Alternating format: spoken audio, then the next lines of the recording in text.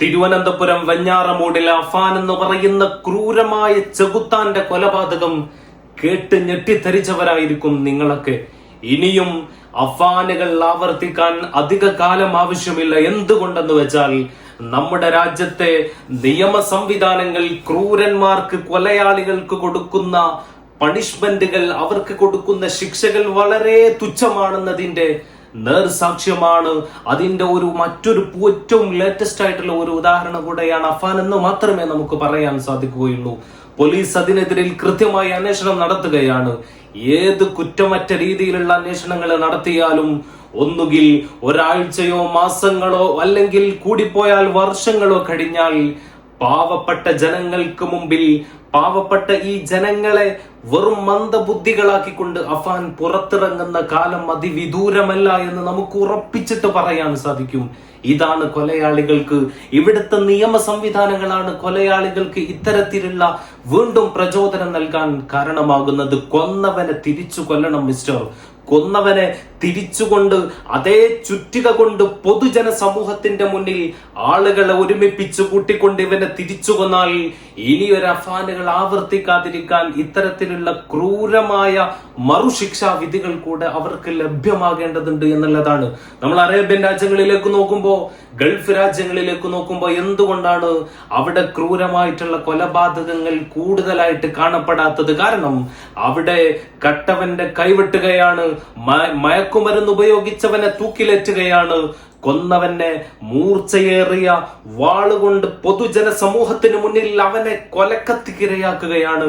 ഇത് പൊതുജനങ്ങൾ കാണുമ്പോ ഞാനും ഈ തെറ്റ് ചെയ്താൽ നാളെ ഞാനും ഈ കൊലക്കത്തിക്ക് ഞാനും ഇരയാകുമെന്നുള്ള പേടി പൊതുജനങ്ങൾക്ക് വരികയും കുറ്റകൃത്യങ്ങൾ കുറയുകയും ചെയ്യുകയാണ്. നിങ്ങളൊന്ന് ആലോചിച്ചു നോക്കൂ, അഫാന്റെ മനസ്സ് എത്രത്തോളം ക്രൂരമാണ് എന്നുള്ളത്. ഒരു മൃഗത്തിന് പോലും ഇത്രത്തോളം കൊലപാതകങ്ങൾ ചെയ്യാൻ പറ്റുമോ?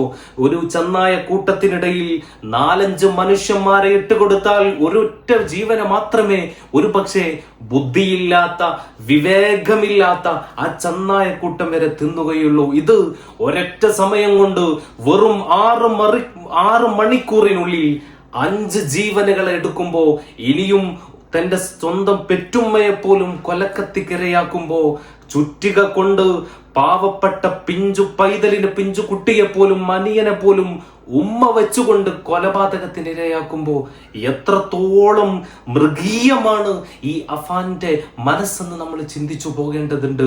മൃഗീയമെന്ന് പറയുന്നതിനോട് പോലും നമുക്ക് യോജിക്കാൻ പറ്റില്ല. കാരണം നിങ്ങൾക്കൊക്കെ അറിയാമല്ലോ, അതിരപ്പള്ളിയിലുള്ള ഒരു ആനയെ ചേർത്ത് പിടിച്ച ഒരു വിവേകമെന്ന് പറയുന്ന ഒരംശം പോലും ഇല്ലാത്ത മൃഗം ഒരു ആനയെ ചേർത്ത് പിടിച്ചുകൊണ്ട് തന്റെ സഹോദരനെ ചേർത്തു പിടിച്ചുകൊണ്ട് സ്നേഹം പ്രകടിപ്പിച്ച ഒരു ആനയുടെ സ്നേഹത്തെ കണ്ടവരാണ് നമ്മൾ. മനുഷ്യത്വം എന്നതിനേക്കാൾ ഏറ്റവും നല്ലത് മൃഗത്വമാണ്, ഏറ്റവും നന്മയോട് യോജിക്കുന്നതെന്ന് പോലും പറയുന്ന തരത്തിലേക്ക് ഇവന്റെ മനസ്സ് മാറിയതെങ്ങനെയാണ്?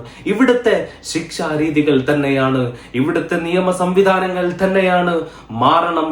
മാറിയിട്ടില്ലെങ്കിൽ ഇനിയും ഒരുപാട് അമ്മമാരെയും സഹോദരിമാരെയും പെങ്ങന്മാരെയും അനിയന്മാരെയും പിഞ്ചു പൈതങ്ങളെയും ഇനിയും നമുക്ക് നഷ്ടപ്പെടുന്ന കാലം അതിവിദൂരമല്ല എന്നുള്ളത് കൃത്യമായിട്ട് നമുക്ക് മനസ്സിലാക്കാൻ സാധിക്കുന്നതാണ്. എത്രയെത്ര കൊലപാതകങ്ങളാണ് നടന്നിട്ടുള്ളത്. മനസാക്ഷിയെ ഞെട്ടിപ്പിക്കുന്ന രീതിയിൽ സ്വന്തം മാതാവിനെ കൊലപ്പെടുത്തിയ കൊലയാളിയോട് കാരണം അന്വേഷിച്ചപ്പോ ഇത് ഞാൻ എന്റെ ഉമ്മ ജന്മം തന്നതിനുള്ള സമ്മാനമാണെന്ന് മറുപടി കൊടുക്കുന്ന ഒരു കേരളീയ സാഹചര്യത്തിൽ താമസിക്കുന്ന നമുക്ക് ശക്തമായ നിയമ സംവിധാനങ്ങൾ, ശക്തമായ ശിക്ഷാരീതികൾ കൊണ്ടുവരണം. എങ്കിൽ മാത്രമേ ഇത്തരത്തിലുള്ള കൊലപാതകങ്ങൾ കറുതി വരുത്താൻ നമുക്ക് സാധിക്കുകയുള്ളൂ എന്നുള്ളത് തന്നെയാണ് ഇവിടെ നമ്മൾ മനസ്സിലാക്കേണ്ടത്. മാറണം നിയമ സംവിധാനങ്ങൾ. 5 പേരെ കൊന്ന ഇവനെ പൊതുസമൂഹത്തിൽ വെച്ച് അതേ ചുറ്റിക കൊണ്ട് തിരിച്ചു കൊല്ലണമെന്നുള്ള ഒരു രീതിയിലേക്ക്, എന്നുള്ള ശക്തമായ നിയമ സംവിധാനങ്ങളിലേക്ക് നമ്മുടെ രാജ്യം പോകട്ടെ. എത്രയും പെട്ടെന്ന് തന്നെ ഇവനക്ക് അർഹമായ ശിക്ഷ ലഭിക്കട്ടെ എന്ന ഒരു പ്രാർത്ഥനയോടുകൂടി വീഡിയോ അവസാനിപ്പിക്കുന്നു. Thanks for watching.